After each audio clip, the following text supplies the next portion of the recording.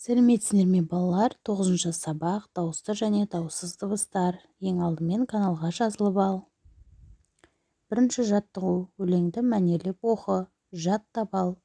Қыста жер ақ қарға оранды, күн аязды боранды.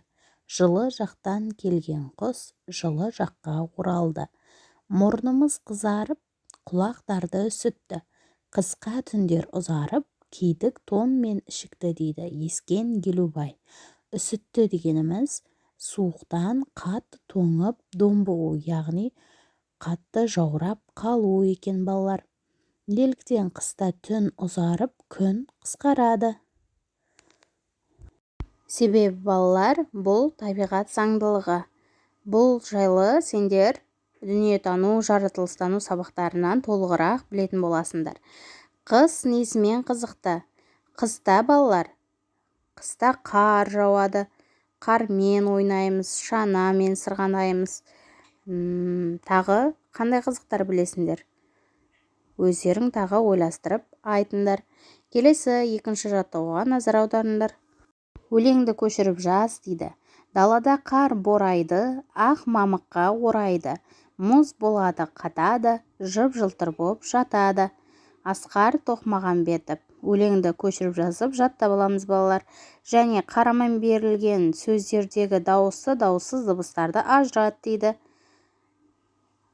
Өздерің ажыратыңдар я балалар. Келесі тапсырма: суреттер бойынша мәтін құра дейді. Суретке қарайық.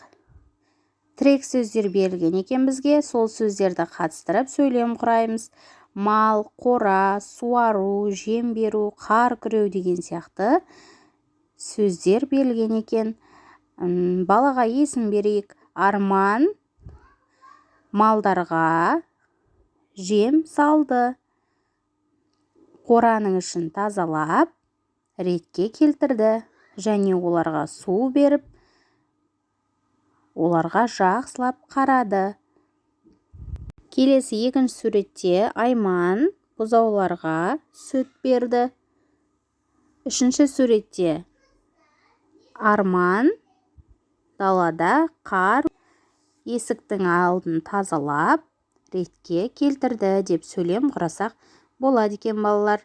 Балалар, сау болыңдар, каналға жазылуды ұмытпаңдар.